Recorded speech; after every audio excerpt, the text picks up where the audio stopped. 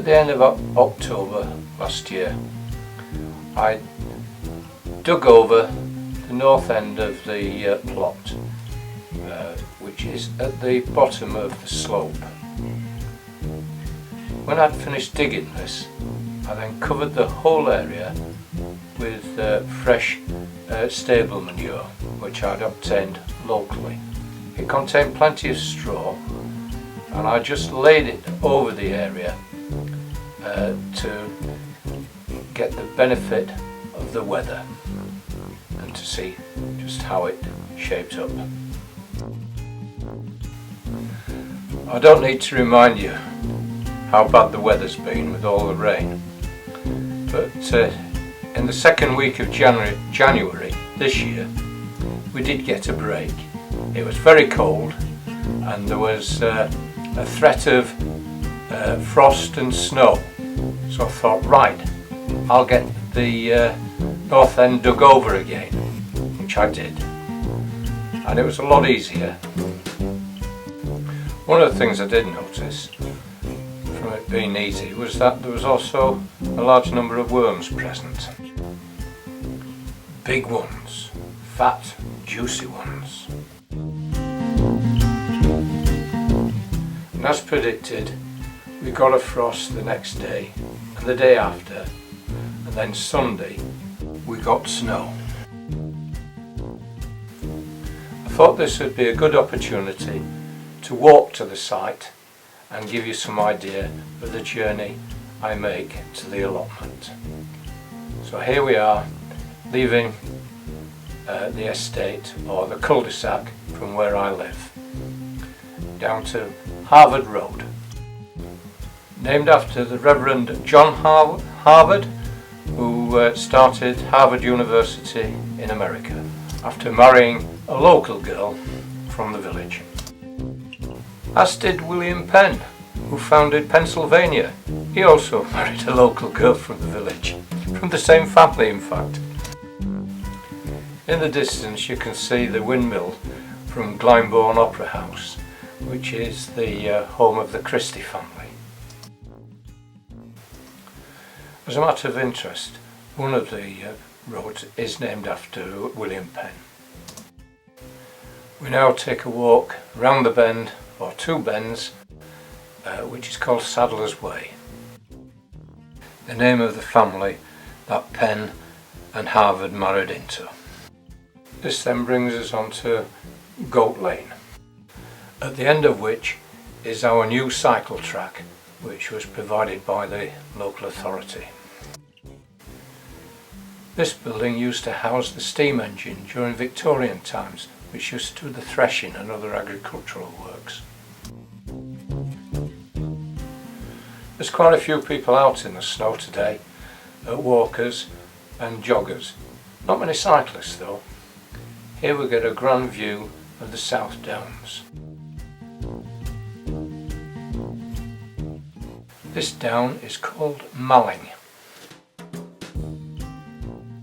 There's a jogger, but I'd rather take my exercise on the allotment. Here we leave this track and cross over the road to the other side, and here we are at the gates of the allotment, which are quite secure. You've got to have a special pass card.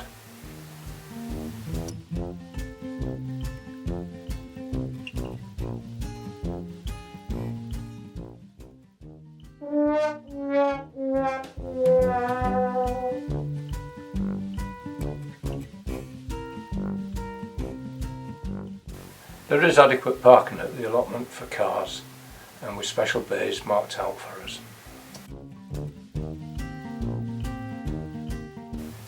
And down this path we lead to the gate to the allotment proper at the far end.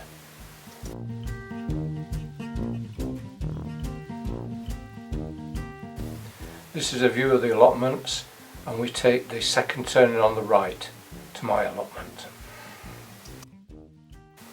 And here we are, all serene, empty and quiet, covered in a blanket of snow. The snow didn't last long, and we suddenly had a few days of hard frost, which gave me the opportunity to go back to the allotment and do some harvesting.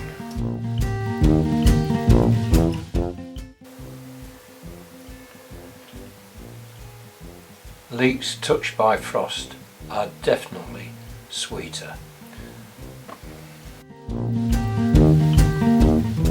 One of the jobs delayed by the weather was the forming of the rabbit threshold to the new gate, and though it was a bit wet and sticky, I started to dig the trench to take the paving slabs which were going to form the protection, but it's a bit difficult to work out what depth to dig them. It's just trial and error. In Yorkshire we would call this working with racket eye and skew at gob.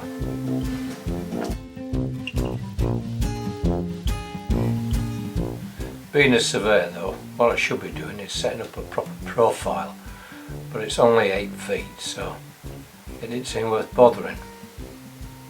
I might have to think it out again.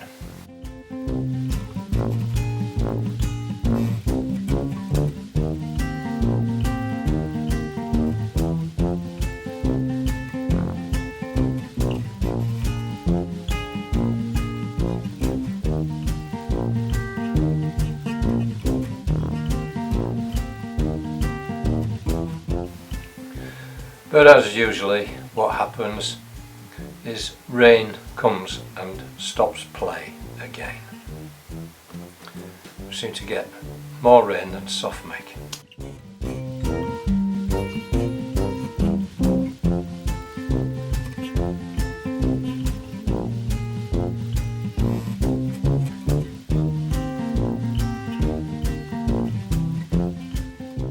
One of the things you can do when it's raining is go down to the garden centre and buy some seeds, and I needed some potatoes, and these are what I bought. International kidney, Nadine,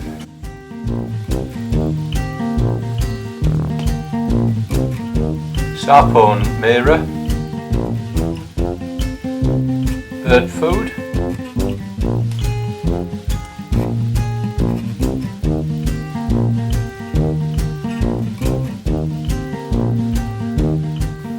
seed sowing compost.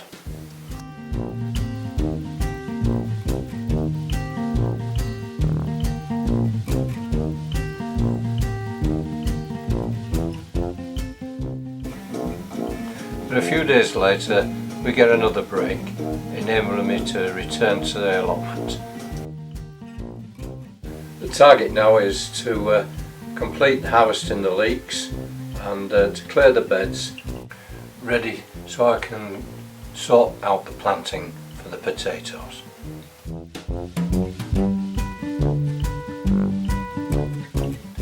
I didn't take any videos of the finished cleared beds, as I had to chop it all up and put it into the compost heap, but I'll do that tomorrow. And tomorrow came and it brought more rain. I can't understand this weather. We're due now for another storm. Storm Gertrude. But one of the things I can do while it's raining is check the pH of the soil.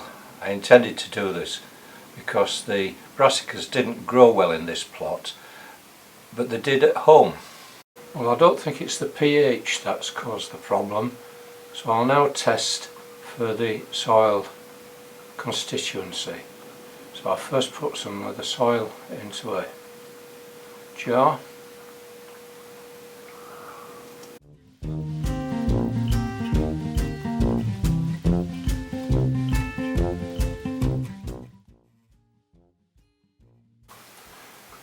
Add some water.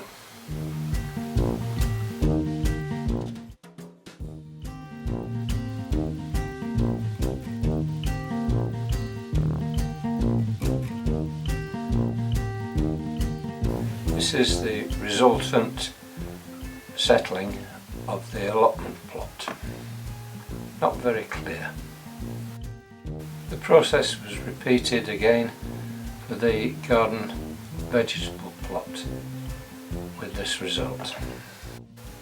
The pH was tested on the vegetable garden plot and it was found to be the same as the allotment, 6.75. To show the results more clearly, I drew these out and this is my conclusion. The most significant difference is that between the levels of humus. It told me what I knew already. I've got to concentrate on composting and manuring my plot. During the dry spell, I returned to the plot and recorded the condition of the plot on the very last day of January. Here I've emptied one of the bins, which is this one, which I'm going to fill with horse manure. This is the compost from that bin, and this is the veg that I cut down yesterday, and there we have my dried leaves. So I have 4 beds already cleared. 2 will be manured, 2 will be limed. This is the soft fruit bed, finishing up at the bottom where I'm going to do my main crop potatoes. I hope you've enjoyed this State of the Union for January, and I look forward to giving a similar report in February. Please subscribe if you've not already done so, and do please comment. Bye for now. Bye.